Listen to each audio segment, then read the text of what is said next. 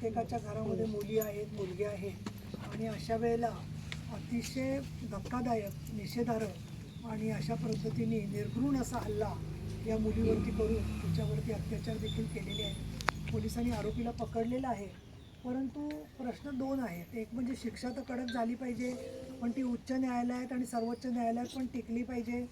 वारंवार अशा घडणाऱ्या घटना ज्या आहेत त्या घटनांमध्ये लवकर न्याय मिळण्याबरोबर त्या कुटुंबाला एकटं वाटू नये, आमच्याबरोबर कोणी नाही आहे असं वाटू नये, हा सुद्धा त्यातल्या भेटीच्या मागचा हेतू आहे.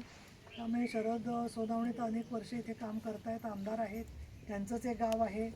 आजच्या या कार्यक्रमाच्यासाठी भेटीच्यासाठी म्हणून स्वतः आमच्या श्रद्धा सांगोर, खेडच्या महिला जिल्हा संघटक कांता पांढरे, पुणे जिल्ह्याच्या संपर्क प्रमुख, त्याचबरोबर नगराध्यक्ष दरेकर, प्रसन्न डोके, बाकीचे सगळे पदाधिकारी पण इथे आलेले आहेत. आपणही ग्रामस्थ आलात. आपल्या आदिवासी संघटनेतर्फे आपण निवेदन पण दिलेलं आहे.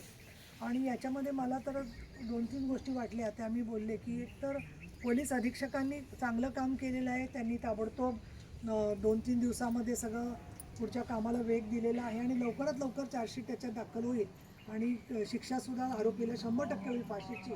आईने अशी अपेक्षा व्यक्त केलेली आहे की बाबा इथे चौकावरती वेशीमध्ये त्याला फाशी देण्यात यावी. आता शेवटी सर्वोच्च न्यायालय आहे, न्यायदेवता आहे, त्यांचे नियम जे असतात ते तोडून आपण अशा गोष्टी करू शकत नाही, परंतु शिक्षा होईल त्याला फाशीची या दृष्टिकोनातून पोलिसांचा प्रयत्न चाललेला आहे. माननीय एकनाथजी शिंदे यांनी आमच्याकडून सगळं समजून घेतलं आणि पवार कुटुंबाशी संवाद साधला. त्यांनी पण सांगितलं की आमची हीच अपेक्षा आहे की फाशीची शिक्षा व्हावी म्हणून. आणि त्याचबरोबर त्यांनी अशी अपेक्षा व्यक्त केली की ती आता त्याच्यावरती काय प्रतिक्रिया मी देणार नाही, पण एन्काउंटर करावं त्याचा, असंही कुटुंबाने त्यांच्या सांगितलं. जे शिंदेसाहेबांपर्यंत त्यांनी त्यांची व्यथा पोचवली की बाबा परत येऊन काही अजून इतर ठिकाणी त्यांनी सुद्धा काही त्रास दिलेला आहे महिलांना. तर ज्या महिला आता त्याबद्दलच्या पुढे आल्या असतील तर माझी त्या कुटुंबियांना विनंती आहे की त्यांनी त्याच्यावरून त्यांना जास्त काही दबाव आणू नये किंवा त्यांना म्हणू नये की तू त्याच वेळेला का बोलली नाहीस असं तसं. शेवटी असं आहे की माणसाला असं वाटतं की बाबा एक महिलेचं नाव खराब होईल म्हणून लोक सांगत नाही, पण या घटनेमध्ये तर त्यांनी त्या मुलीचं काय तिच्यावर झडपच घातलेली आहे. म्हणजे प्राणीसुद्धा असं करत नाही अशा पद्धतीने त्यांनी वर्तन केलेलं आहे. आणि म्हणून इथे आज मला आदिवासी संघटनेतर्फे जे निवेदन आलेलं आहे त्याच्यामध्ये आरोपीला कठोरात कठोर शिक्षा, त्याच्यानंतर गाव आणि आदिवासी वस्त्यांवरील अवैध दारू विक्री आणि दारू बंद करावी असं तुम्ही निवेदन दिले, बरोबर. त्या महिलांचा तर पाठिंबा आहे, पण बांधवांचा पण DYSP समोर त्यांची पण अत्यंत आयो आणि DYSPची भूमिका व्यवस्थित राहिलेली आहे. त्याखेरीज कायमच्या ठिकाणी कुटुंबातली गावातली वातावरणाची परिस्थिती पाहिली तर आरोपीचं कुठेतरी समर्थन करणारे कोणी लोक असता गावात असले तर तणाव तयार होईल अशी एक त्यांना भीती वाटते. तर मला तर वाटत नाही कोणी तसं समर्थन करेल. आणि पिंपळवाडीमध्ये पोलीस स्टेशन, पोलीस चौकी नियमितपणे सुरू करावी. याच्यावर माननीय शिंदेसाहेबांनी सांगितलेले की गस्त वाढवा, तुमची गस्त अजून प्रमाणात द्या. आपल्याला ग्रामीणला जर का कमी वाहनं असतील तर त्याच्यासाठी सुद्धा आपण मागणी करू शकतो अधिवेशनात किंवा एरवीसुद्धा. कुटुंबाला मदत तर मिळणारच आहे. प्रकरणाचा तपास जलद गतीने पूर्ण करावा. याच्यामध्ये त्यांचं एक स्वतःचं स्टेटमेंट घेतलं जातं पालकांचं, ते सुद्धा लवकरात लवकर पोलीस घेणार आहेत. आणि त्याचबरोबर जेव्हा कोर्टात केस उभी राहील त्याला साक्षी पुरावे समोर येण्याच्या दृष्टिकोनातून देखील त्यांना व्यवस्थित त्यांचं मनोधैर्य टिकण्यासाठी आपले प्रयत्न चालणार आहेत.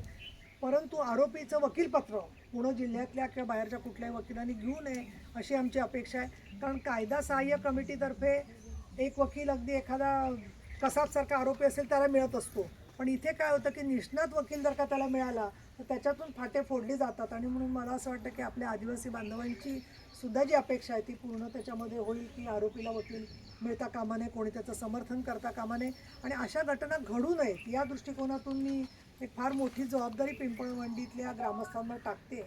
आणि त्याच्यासाठी मी सुद्धा, जसं आम्ही कोठेवाडीची जसं केस झाली फार पूर्वी 3-4 महिलांवरती बलात्कार आणि दरोड्याचा प्रयत्न झाला होता, तर त्याच्यामध्ये ती केस पण चालली, तर त्यात जवळजवळ 4 वर्ष चालली ती. आता तर आपली केस 40 दिवसात संपेल असं माझा अंदाज आहे, पण त्या 4 वर्षाच्या कालखंडात जवळजवळ 50 वेळेला मी त्या गावी जाऊन प्रत्येक ठिकाणी मदत केली होती. तर आता स्वतःच शरद सोनावणे इथे आहेत.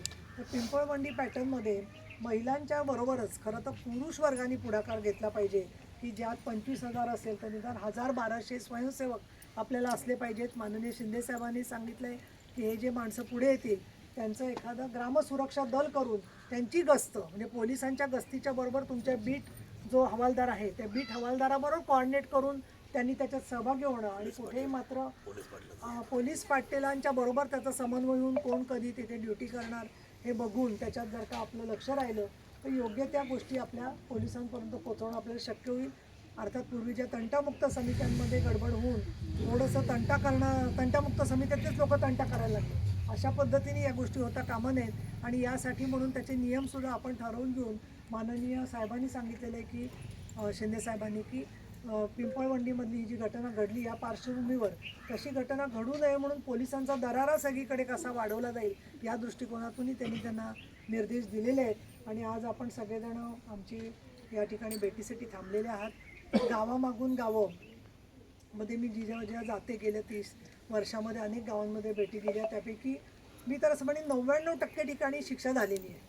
असं कधीच झालं नाही. एखाद्या केसमध्येच होतं की शिक्षा होत नाही वगैरे त्याला कारण ज्या पण आता महत्त्वाचं म्हणजे कायदा आपल्या बाजूने आहे.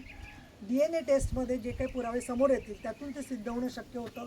त्यामुळे कोणी काही खोटे आरोप केले आणि अल्पवयीन मुलगी असल्यामुळे कायद्यात बदलसुद्धा आता झालेले आहेत आणि त्यामुळे भारतीय न्याय संहितेमध्ये जे बदल झालेले आहेत त्या बदलाच्या नुसार 100% फाशीची शिक्षा होईल असं आपण आशा ठेवायला हरकत नाही आहे. आपल्या घरात जे मुलगे आहेत त्यांच्या संदर्भात माझी तुमच्या विनंती आहे. राखी पौर्णिमा जवळ येते.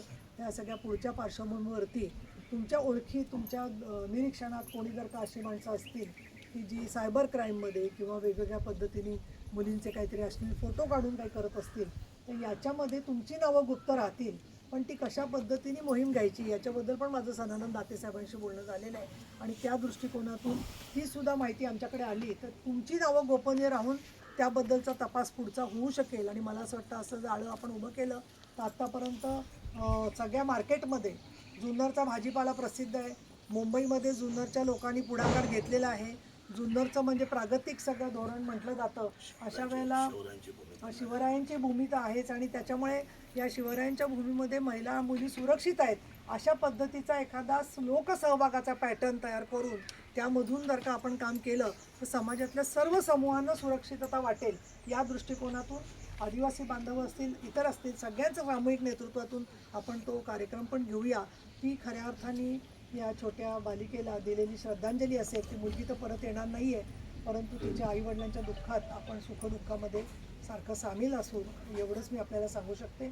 भोरच्या केसच्या कुटुंबियांच्या बरोबर पण माननीय शिंदे साहेबांनी संवाद साधला आणि उच्च न्यायालयामध्ये याच्यामध्ये मुख्य सरकारी वकील काय पाठपुरावा करतायत त्या संदर्भात सुद्धा माहिती त्यांना दिली जाणार आहे. आणि त्या दृष्टीने नसरापूर प्रमाणेच उच्च न्यायालय आणि सर्वोच्च न्यायालयापर्यंत सुद्धा आपली माहिती आणि आवाज माध्यमांच्या मार्फत पोचेल अशा पद्धतीने आपण पाठपुरावा करूया. धन्यवाद.